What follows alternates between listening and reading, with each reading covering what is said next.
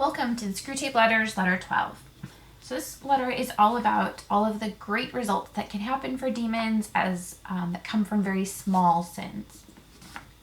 So it starts off, Screwtape actually is kind of affirming Wormwood, saying that he's making very good progress with the patient. However, Screwtape advises him to be careful so that the patient doesn't wake up and realize that he's traveling away from God. Screwtape talks about how he is almost glad that the patient is still attending church, so that he might think that nothing has changed. So from their view, their kind of demonic perspective, they're able to see that he is the patient's moving on a course away from the Lord, in that so far the patient hasn't been woken up to this fact. He's not quite aware of what's happening due to these small changes, right? So going back to those friends, those little habits that he has been, the amusements, right, that he's giving into. It says his spiritual state is much the same as it was 6 weeks ago. But the patient does have a vague, uneasy feeling about his actions in his life. I think we're all able to recognize when we're living maybe not quite all of the best virtues, we have an uneasiness about that. Maybe that we're wasting time, or that we're not praying as much. And so I think we've all experienced this vague, uneasy feeling. Screwtape talks about how there's 3 options on how to proceed. So first, to let his uneasiness get too strong. So if the patient is finally able to say, you know what, like, I'm definitely not in a good place, I've definitely been sinning, which he'll realize and will lead him to repentance. So if our uneasiness gets too strong, that's when we actually make changes. The second thing would be to completely get rid of his uneasiness. So if Wormwood suppressed it entirely, which first of all, Screwtape says God wouldn't allow. But second of all, that would enable the demons from using his uneasiness as well. So the third way is obviously keeping that uneasiness alive, but to their use and their benefit.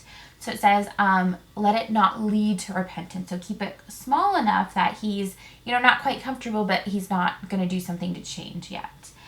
He says that this uneasiness will increase the patient's reluctance to think about God. It says, where is it? They hate every idea that suggests him, God. Just as men in financial embarrassment hate the very sight of a bank book.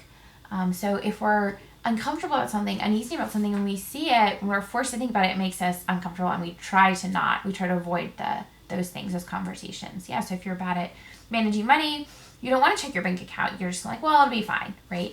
So keeping it small enough that it doesn't lead us to actually checking that bank account, to actually repenting and figuring it out, that it doesn't get rid of it completely, but that it's a little bit alive, is the demon's tactics.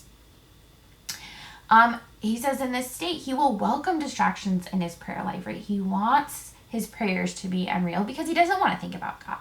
And then eventually, Wormwood would start off distracting him with things that are actually pleasant to him, but then Wormwood can distract him with anything at all, or nothing at all, right? It says you no longer need a good book, which he really likes, to keep him from his prayers or his work or his sleep. A column of advertisements in yesterday's paper will do.